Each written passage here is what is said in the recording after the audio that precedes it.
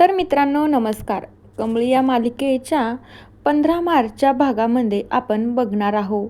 इकडे मात्र आता अनिका कमळी आणि निंगीच्याच पाठीमागे करत असते. अनिकाला आता तिची राणी आजीची ना खूप राग येत असतो, कारण की राणी आजी सतत काही ना काही कमळी बाबतीतच करायला लावत असते. हे अनिकाच्या लक्षात येतं. कधी कधी राणी आजीचं इतकं ऐकणारी अनिका, तिच्याशिवाय एक क्षण भी न राहणारी अनिका डायरेक्टली आता कमळी आणि निंगीच्या पाठीमागे करते आणि कामिनी आणि रागिणीला बोलत देखील नसते. आता त्यावेळी कामिनी आणि रागिणी तिथे उभ्या असतात. तेवढ्या वेळामध्ये निंगी आणि कमळी मात्र जिन्यावरून तिकडे वरती जात असतात. तेवढ्या वेळामध्ये अनिका मात्र तिथून जाते. तर रागिणी आणि कामिनी अनिकाला बोलण्याचा प्रयत्न करत असतात, तर अनिका त्यांना काहीच बोलत नाही. तर त्यावेळी अनिका तर जाते, पण रागिणीला आणि कामिनीला खूप वाईट वाटतं. तर तेवढ्या वेळामध्ये कामिनी रागिणीला म्हणू लागते, बघ ना रागिणी, आजकाल ही मुलगीनं मला वेगळंच बोलत आहे, माझ्यासोबत जास्त बोलत तर नाहीच आहे आणि हिनं माझ्यासोबत वेगळंच रिॲक्ट करत आहे. आतापर्यंत माझ्या पाठीमागे पुढे पुढे राणी आजी म्हणून करणारी मुलगी एकदमच माझ्यापासून लांब जाते आणि ज्या व्यक्तीमुळे माझ्यापासून ती लांब जाते ना, त्या व्यक्तीला तर मी सोडणारच नाही. तर तेवढ्या वेळामध्ये रागिणी म्हणू लागते, अगं आई, तू नको टेन्शन घेऊ, आपली अनिका का वेडी नाही, तिचा काहीतरी नक्कीच प्लॅन असेल. पण त्यावेळी कामिनीला मात्र ही गोष्टी सहनच होत नसती. तर कामिनीला वाटत असतं की मी अनिकामुळेच या घरामध्ये राहते. हीच जर मुलगी मला जर राणी आजी म्हणून हिनं आवाज नाही दिला, हिनं जर माझ्याकडे लक्ष नाही दिलं, तर या घरामधून मलाही देखील जावं लागेल.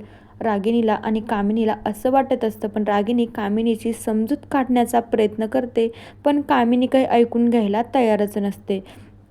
तेवढ्या वेळामध्ये लगेच कामिनी म्हणते, पण मी काय या कमळीला न सोडणार नाही, हिच्यामुळेच माझी अनिका माझ्यापासून लांब जात आहे.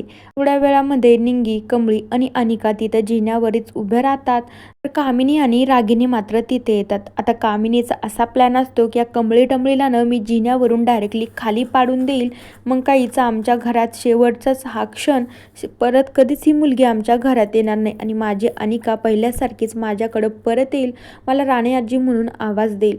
आता कामिनीचा हा प्लॅन तर लगेचच झालेला असतो. तेवढ्या वेळामध्ये अनिकाला कामिनीवर खूप राग आलेला असतो. तर कमळी म्हणू लागते, अगं अनिका, चल जाऊ दे, खाली चल, इतका राग न चांगला नाहीये. तर कमळी मात्र निंगी आणि कमळी अनिकाची समजूत काढत असतात, पण अनिका पण काय ऐकून घ्यायला तयार नसते. तेवढ्या वेळामध्ये आता रागिणी पाठीमागून येते आणि कमळीला जिन्यावरून खाली लोटून देण्याचा प्रयत्न करत असते.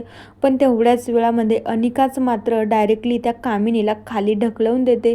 जेव्हा कामिनी जिन्यावरून खाली पडते, तर डायरेक्टली ती बेशुद्धच पडते आणि डायरेक्टली तिच्या डोक्यामधून रक्त वगैरे येतं. घरातले सगळेजण खूप घाबरून जातात. अनिका तर खाली जाऊन परत रडू देखील लागते. तर त्यावेळी अन्नपूर्णा, राजन ते तर सगळेजण खूप घाबरून जातात. कमळी आणि निंगी पण त्यांना कळत नसतं हे काय झालंय म्हणून, ह्या अचानक खाली कशा पडल्या. आता हे सगळं फक्त अनिकालाच माहिती आहे, बाकी कुणी बघितलेलंच नसतं. आणि तेवढ्या वेळामध्ये अन्नपूर्णाला तर काय करावं काय सुचतच नसते. इकडे तिकडे पळते, याला फोन करा त्याला फोन करा, की डायरेक्टली त्या कामिनीला डॉक्टरकडे नेण्यासाठी सगळ्यांची धडपड चालू राहते. तर मित्रांनो, बघूया नवीन ट्विस्ट आता आपल्याला येणाऱ्या भागांमध्ये काय बघायला मिळतं. तोपर्यंत या मालिकेच्या पुढील भागांच्या अपडेटसाठी आपल्या चॅनलला सबस्क्राईब करा. So bye.